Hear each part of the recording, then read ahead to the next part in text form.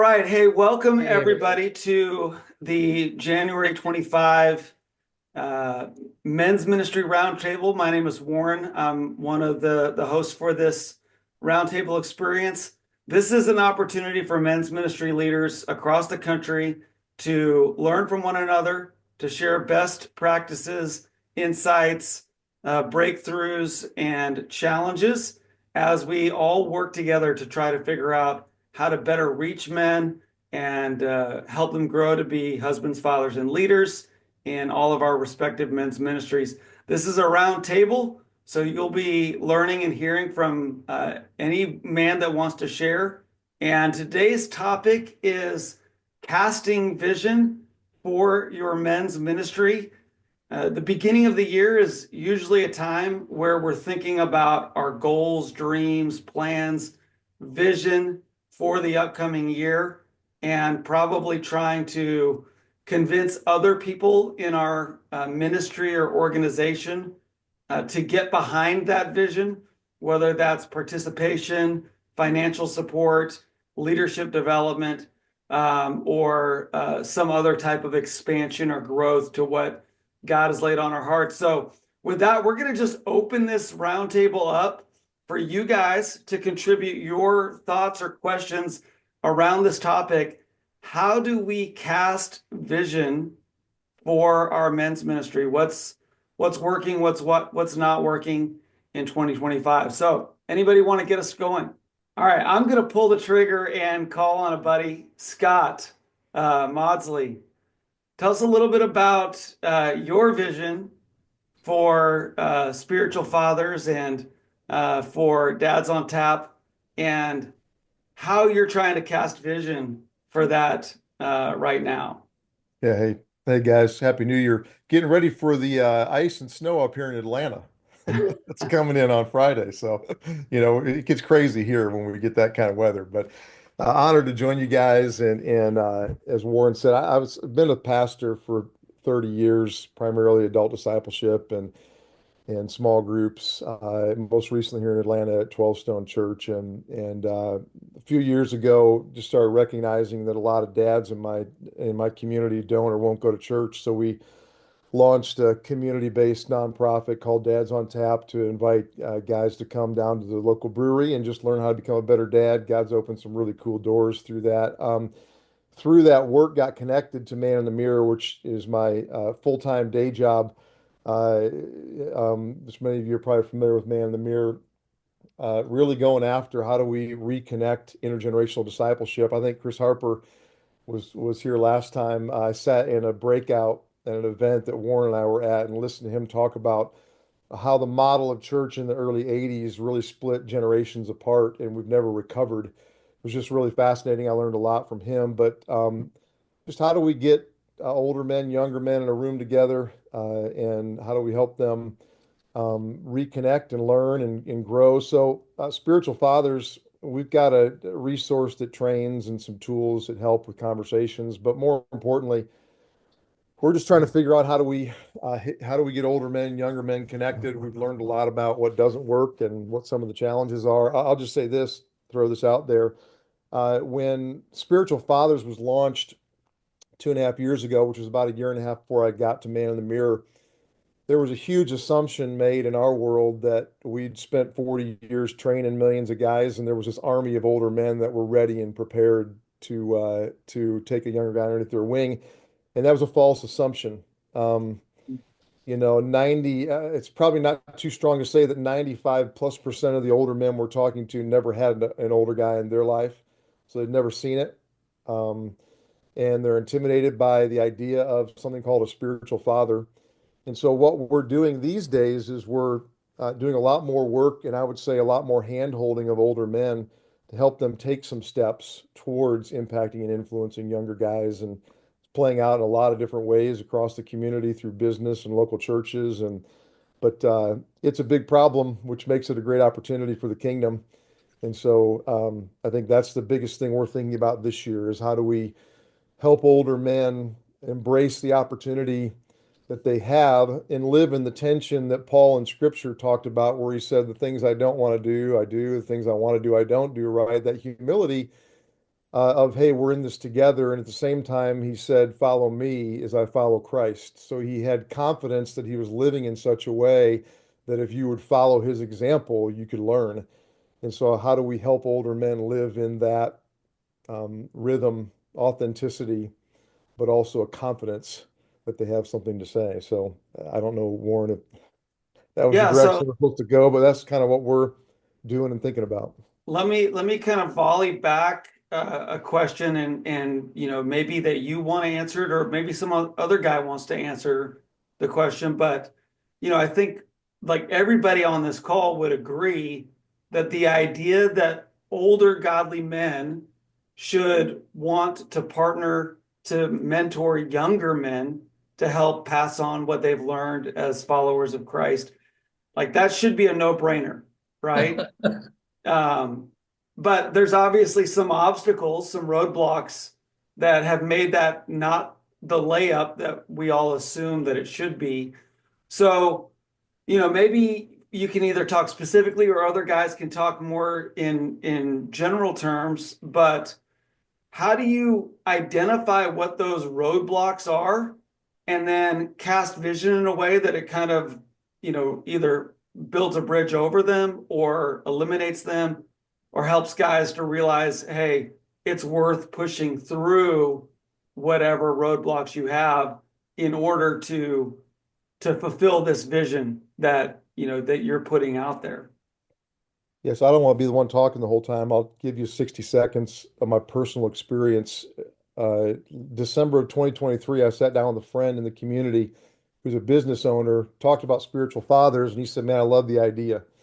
Um, he says, and for a lot of different reasons, he said, "I know a few other guys that would love the idea too." So it took us 6 months to get these six other guys in the room to go through a study called The Way Forward about what does it look like to impact a young guy.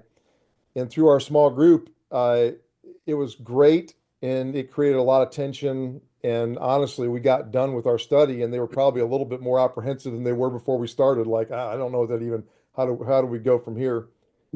And so in December, we invited 24 young guys that are primarily connected through our local chamber of commerce to join our group for a breakfast, and we just sat and shared our heart for younger men. And it took a year, but for the first time, these older guys are hearing from young guys that are just saying, "Thank you. I got so many questions. I have so many things I'm wrestling with. I don't have an older guy in my life." And so for the first time, it clicked for them like, wow, like I could have an impact. And then they still said, "I'm not ready to do a cup of coffee with a guy." So we're launching in 2 weeks a round table together for 4 months.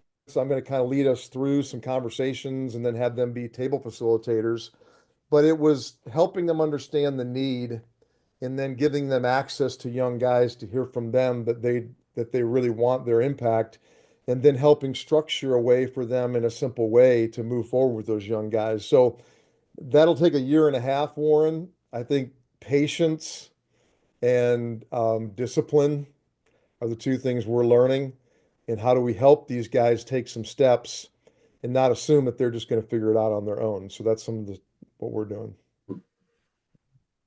Hey Scott, this is Ed, and hey guys, there was those that meet me earlier. Daniel Grossman. I'm in Tampa Bay with a ministry called Man Up and Go. So definitely a lot of similarities to mentorship and discipleship of the next generation. And so, but anyhow, as you were speaking, the thing that I'm learning is it's time and relationship.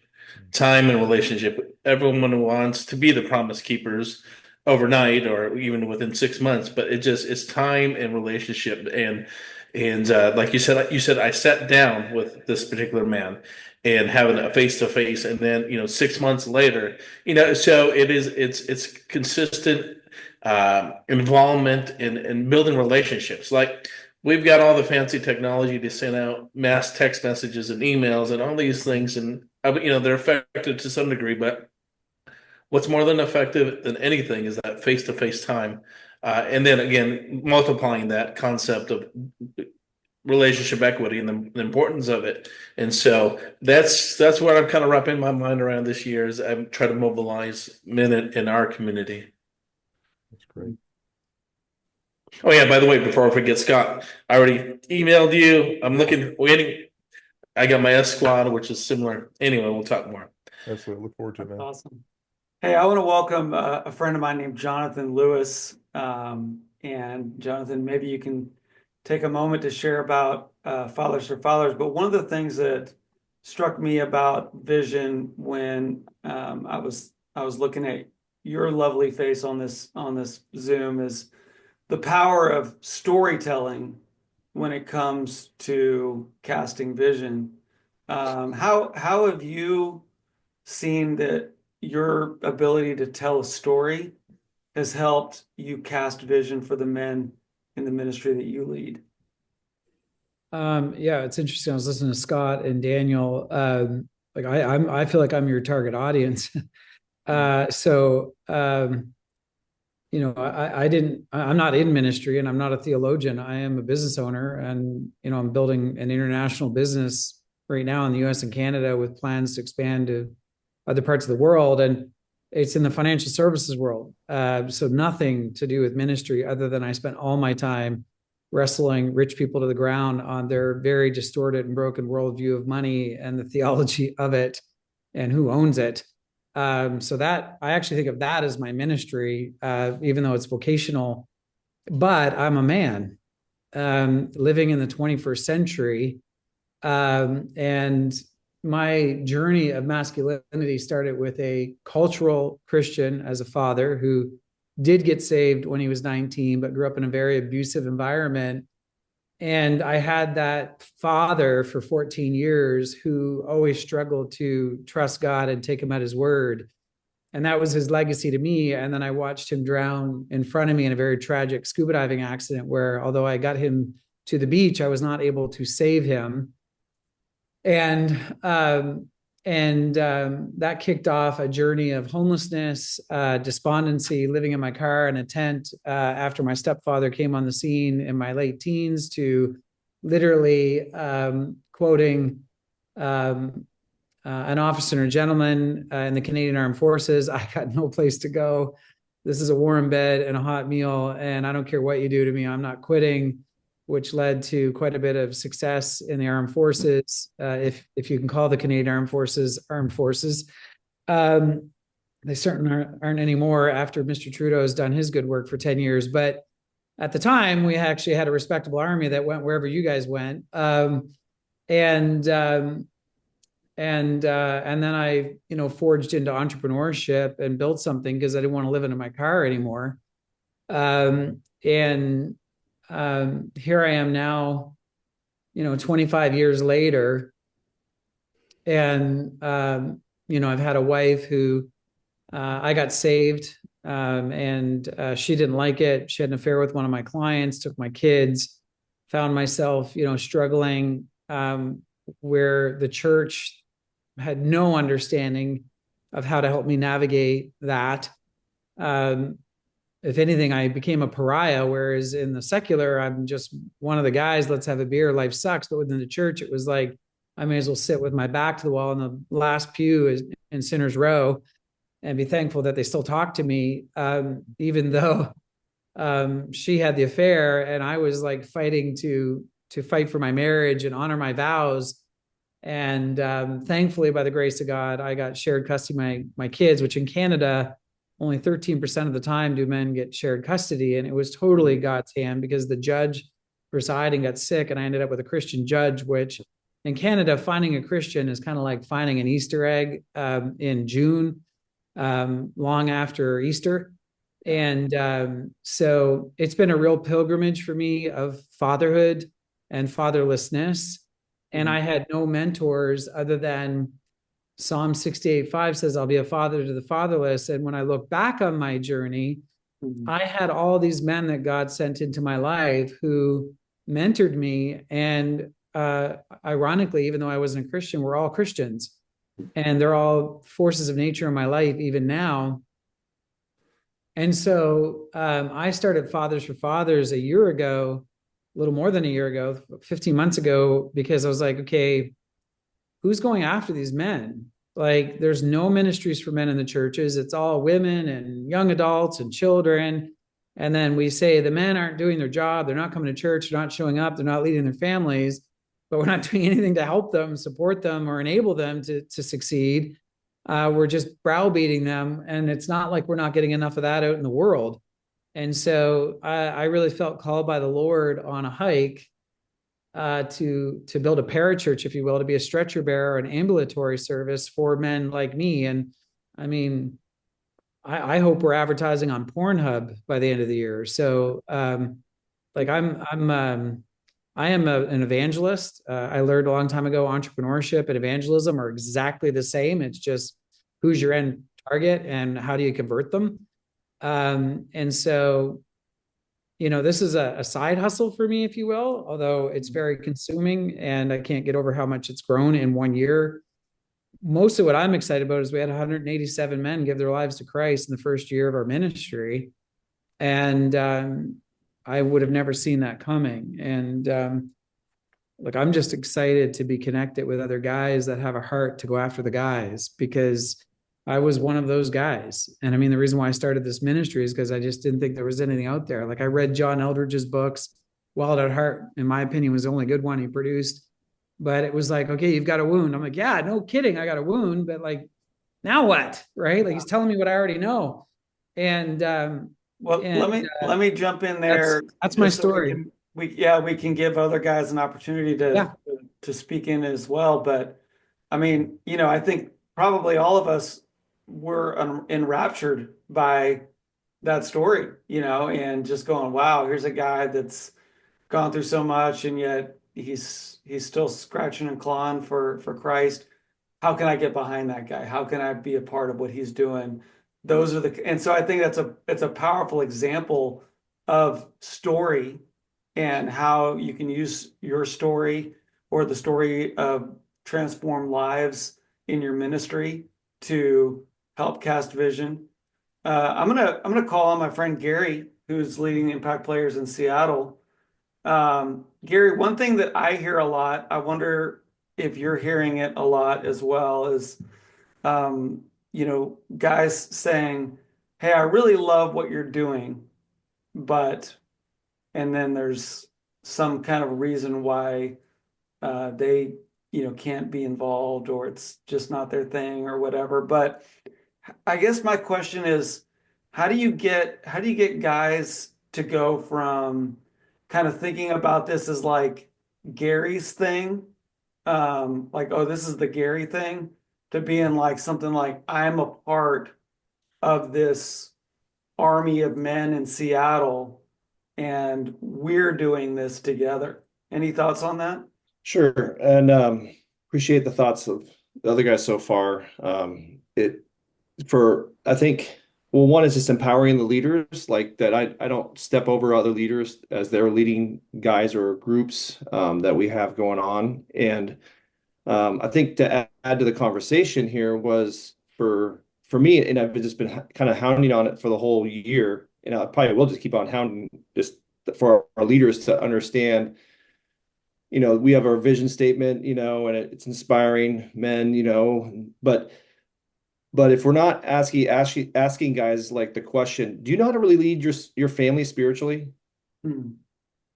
Do you want to find out more how to do that? Like come join one of our cohorts, or do you really know what manhood is? I mean, because sometimes we talk about manhood and all that stuff, and it's like, why don't you come and learn, what biblical manhood really is? Do you want to grow as a father? Do you, if you would rate yourself on a scale from 1 to 10, how would you rate yourself as a dad? Would you want to make that go from a 5 to a 6? Well, that's why we're here. Plug in. Like we're all trying to figure this out together. Hmm. And I think so. That's, I think, been helpful for guys to get plugged in. For us is asking the questions, that really meet, man in the mirror. This. What does that need? We know what they want, but what do they need?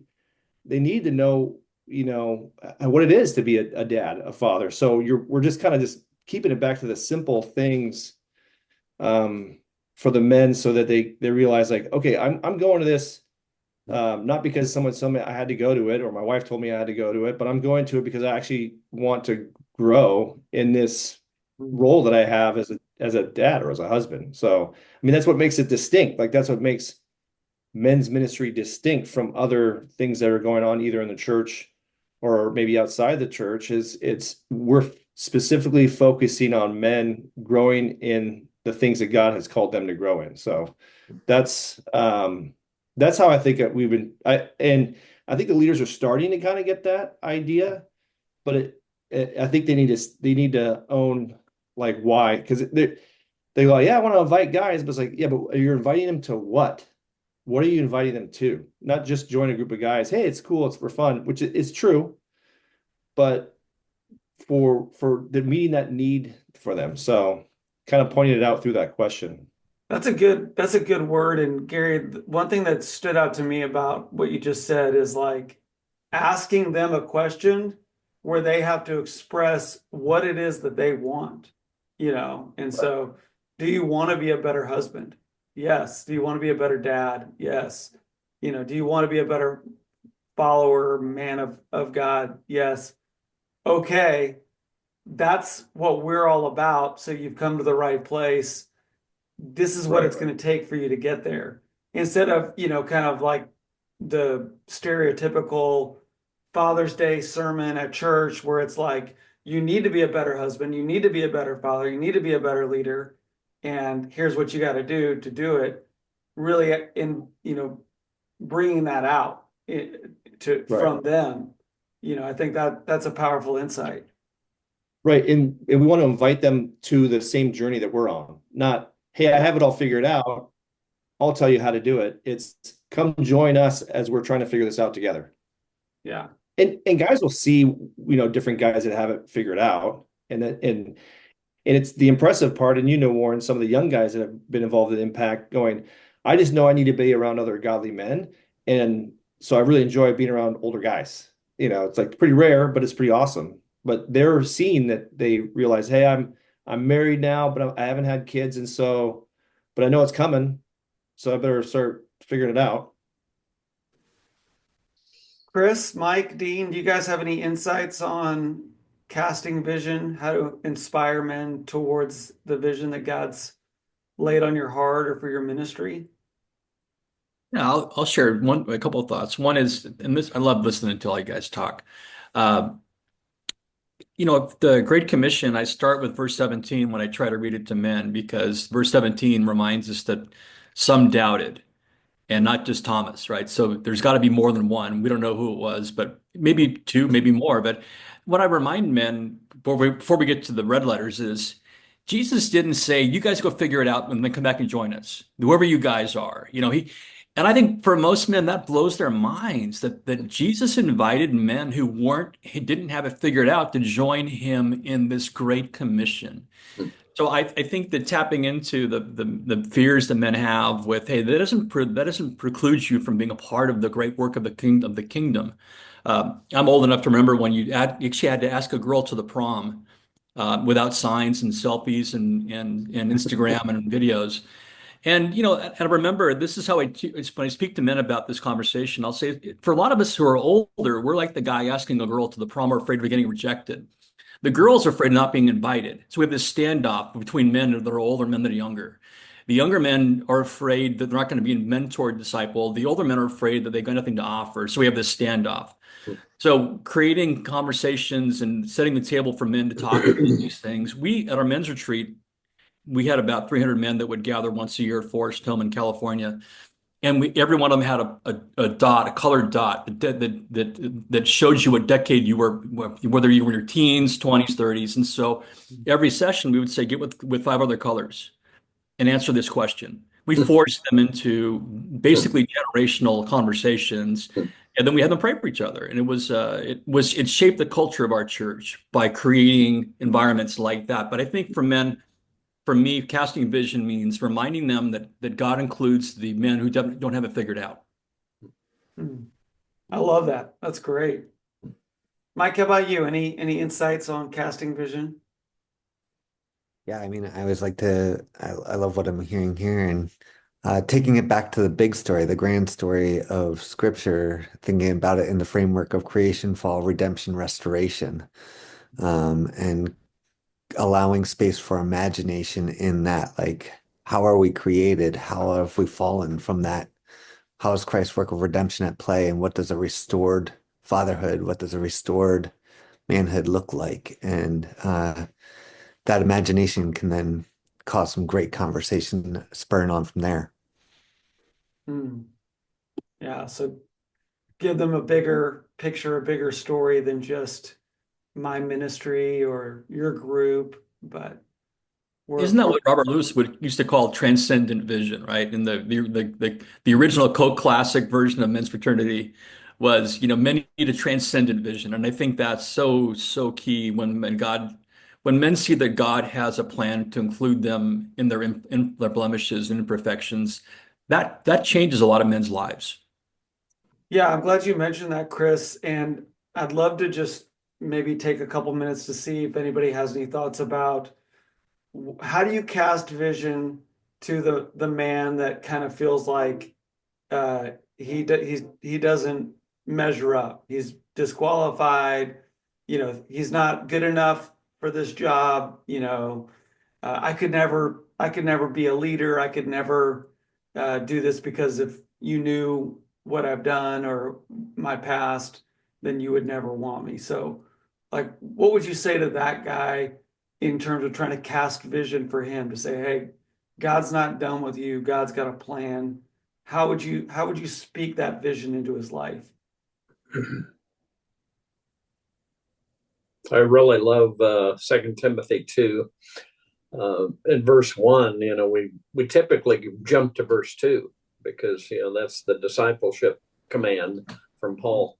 But verse 1 is be strong, therefore, in the grace that is in Christ Jesus.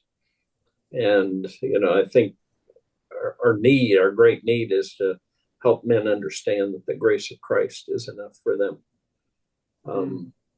One of the guys I heard recently said, the beginning of that chapter is take responsibility for where you are spiritually, own your spiritual life, receive it from Jesus, receive from him all that he has to offer.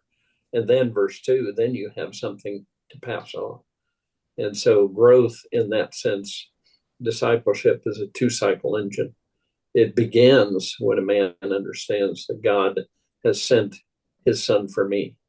It's, the prodigal father has come running for you, and it's time for you to come back to him and then pass it on, because you will grow more when you're engaged with a younger guy than you ever will when you're sitting, one of the guys I knew said, we want men to sit around and suck their thumbs, for 10 years, be part of the same men's group forever and ever and ever. And that's the last thing men need. They need challenge.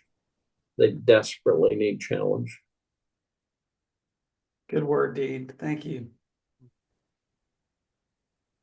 Anyone else? Yeah, I was going to share that I really liked what, who was it? Scott was sharing with the older guys. I think part of the challenge we've had is the church, Christian organizations have turned learning into a spectator sport. And we have developed a whole generation or a couple generations of men that have just been spectators. And we haven't, so it's not they don't want to, they just don't know how to, but they've also kind of been groomed to just sit and watch. And I think the casting the vision, we can talk till we're blue in the face, but we got to bring guys alongside us and have them observe and catch it as we do it. And as they catch it, I believe they'll start to do it. But also, I've talked with so many guys who just feel like, oh my gosh, I couldn't possibly do that. I don't know enough about the Bible. And Warren, I love what you're saying about story. Is one of the things I've done with men is make sure they know kind of their salvation story and they've got it down almost like an elevator pitch I would do in business in the day, where that's their experience. And I said, when you meet with people, my gosh, you just, hey, this is my story. This is what God's been doing for me. And as people start to come together in small groups and they see that trust and vulnerability and authenticity, they catch that and they go, oh, I can do that. But older guys, they need that model to them because they haven't had it. Younger guys, it's really a fatherless generation and they need it. And so I think we can do it together, but we have to invest in bringing people along so they can catch it. And I think that's how the vision gets cast. Yeah. But That's good. Yeah, that's a powerful insight, and one thing you said that's so true is if a guy can see it and experience it himself, then you really don't have to do much work to actually cast the vision. Casting the vision is hardest when they can't see it and you're trying to describe it, And so if you can get a guy into a cohort, into a mentoring relationship, into a gathering or an event space and say, what if we did this in your location or with your community or with your family or whatever it might be, they can then go, oh, I understand that. I get that. And so I think that's a great thing to think about is how can we pull men into something that we're already doing, let them taste it and see that it's good, and then, say, what would it look like for you to do that or to experience that in your environment? Well, hey, we're about to wrap this time up.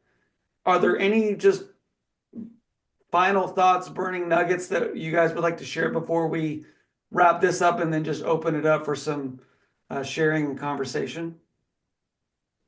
I'll just wrap it up with Don. Some things are taught, most things are caught, meaning, yeah, men are I had it when I said it, man. They got to have experiences and they've got to be in the mix and get their hands, dirty per se. And I think that's when the vision gets sticky and that's when it becomes real to them. And that's when they do what they're called to do. And then here's the verse.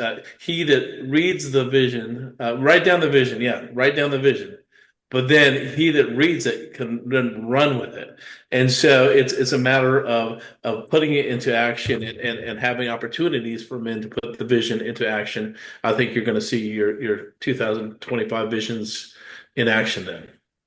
Well, guys, we've just scratched the tip of the surface with the topic of casting vision. There are conferences, books, blogs, and seminars galore on this topic. But as it comes to men's ministry, I think we've got some really good things to think about.